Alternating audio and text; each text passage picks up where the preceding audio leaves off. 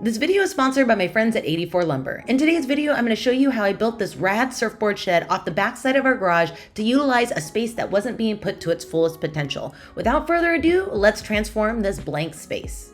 So one of the things I need to do for this project is switch the opening on this gate, having the hinges on this side so it opens up to this side here, which will give this opening more room. I got a quote from the company. They wanted to charge me $475 to switch it, and I said, your girl can do it herself. So let's see what we can do about switching the opening on this vinyl gate. I can't believe that company wanted $475 to switch the opening. That was the easiest part by far. Now it's time to move on to building the platform for the shed, which is about 7 by 3. I'm building it out of pressure treated plywood. I did have to cut some custom shims to get everything level since I'm building on brick, but once I had a sturdy foundation, I cut down a sheet of 3/4 inch plywood as my base, and I do have an area that I needed to cut a little door for an access panel using my jigsaw because there is a cutoff valve that I might need to be able to access in the future. And throughout this entire project, you'll see me do this, but I basically painted and stained everything before moving on to the next step. All right, now that the platform is built, I have an access to be able to get to the cutoff valves if need be. It's time to build the walls. And I'm thinking if I do the back wall and that side wall, since I'm gonna have obstructions, and actually attach the panels to it first is gonna be my best course of action. So let's work on this back wall first, then this side wall. We'll connect them together, and then we'll keep moving forward. So I ended up framing out the back wall in 2 sections just to make it a little more easy on myself and manageable for moving things around. Once I had my 2 walls constructed, I gave a coat of that gray deck paint and sealer that I'll be using throughout this entire project on the back wall as well as the inside wall before attaching it to the platform. Then I did a little rinse and repeat with the same framing I did on the back wall for the 2 side walls. All right, we've made some great progress. I have the back wall up. This is gonna be the side wall. That one's been painted on both sides with a deck and stain sealer. This one, because you're gonna end up seeing it, I'm gonna paint the house color. So once that's painted, I can install it, and then we have 2 walls up, and I'll install that wall. So let's keep moving forward. All right, while I wait for the paint to dry on the panel that's gonna go right there, I have a couple of these 1 foot 2x4 offcuts that I'm gonna add along there that gives it just a little bit more rigidity to screw into. So let's put these scraps to use. I made sure when I was constructing my sidewalls to leave enough of an overhang from the 1/2 inch plywood that it would cover my framing for my 2 front walls. I also, when framing out my 2 front walls, made sure to leave enough of a gap that I could do a header at the top. You can see here when I slide in my 2 front sections that the sidewalls cover nicely, keeping everything just seamless. And then I have enough of a nook at the top to be able to add in my header. Once everything was attached, I then moved on to figuring out that angled cut from the roof line to the slope and just rinsed and repeated, making sure that everything was framed out and I had a duplicate piece. Okay, now that I got the top section all framed out, I've laid it on top of the 1/2 inch plywood, traced it out, and I'm gonna use a track saw. My friend Handy Dandy Brandy let me borrow hers, thank you my friend, to make these angled cuts. We'll attach it, paint it, and then install it. We're making some good progress. All right, here's at the point where this project's gonna start taking height, and your girl should probably start to ask for help. But of course she's stubborn, and this is what the outcome. So just know that I know this in foresight, but still moved forward anyways. All right, should I wait for help to install that piece? Yes. Am I gonna try and do it myself? Absolutely. Am I gonna probably regret this? You bet it, but let's do it anyways. This was definitely the sketchiest part, and I, looking back now, should have totally waited, but hey, it's up. Did it. Did it. Okay, I set myself for success on the top braces. I've cut them all down to size, pocket holed them, and I've painted the edges and the fronts.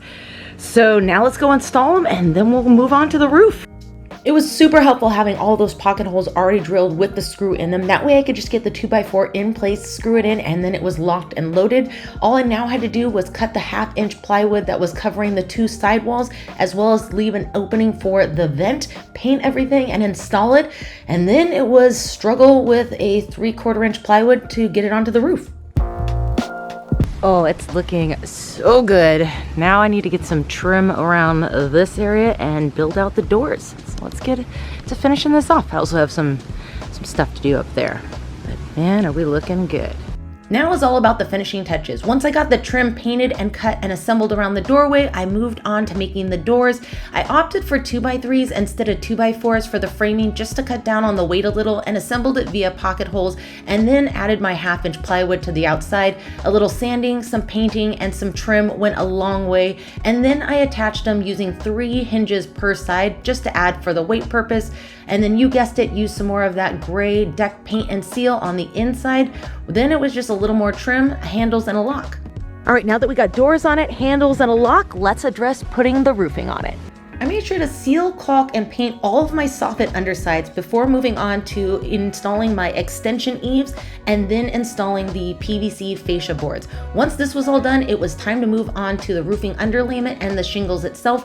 This was my first time ever doing this type of roofing, so I watched multiple YouTube videos, and I'll link all of the videos in my description if you would like to check those out. As you can see, I started with the shingles, working my way upward and overlapping as directed, and making sure to offset my shingles and finishing it off with the asphalt caulking at the top. It's finally time. We can start adding some of the accessories, some of the decor, hanging up some of the loose ends and some of the surf equipment, and not to mention the biggest thing of all, finally getting a surf rack in here and filling it up with all of the surfboards. I'm so pumped that we've gotten this far. It's just really starting to come together. Now let's get a surf rack in here. Cool. All right, let's add this 2x4 along the back wall so we can install the surf rack.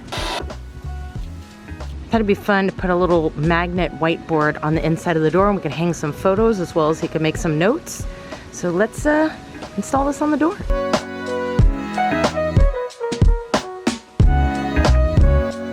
Okay, now that this surfboard shed is complete, all that is left is to start filling it up with some boards.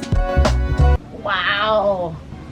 I still got one board in there. You still have one board?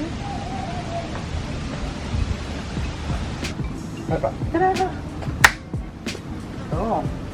Well, friends, there it is. The surfboard shed is complete, and I am so stoked with how it turned out. I absolutely love having this seamless transition off the backside of the garage, and I'm so pumped that we were able to utilize a section of our property that otherwise wasn't being allocated to its fullest potential. Let's be honest, you could never have enough storage, and I'm sure Eric is extremely happy to have more storage to be able to store away his surfboards, keep them neat, clean, and organized, and safely secured away, because they were starting to get a little dusty being stored away in the garage. Now I'm able to gain a whole section of the garage back, because if you saw my garage renovation video, you would know that I built out this corner especially for Eric to be able to store his surfboards, but he has now outgrown that, which now means we gain a whole section of the garage back, which will be for a future video.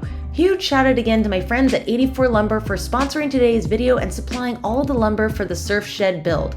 Thanks again, friends, for sticking around, and until next time when we do another fun build together. Yeah, like.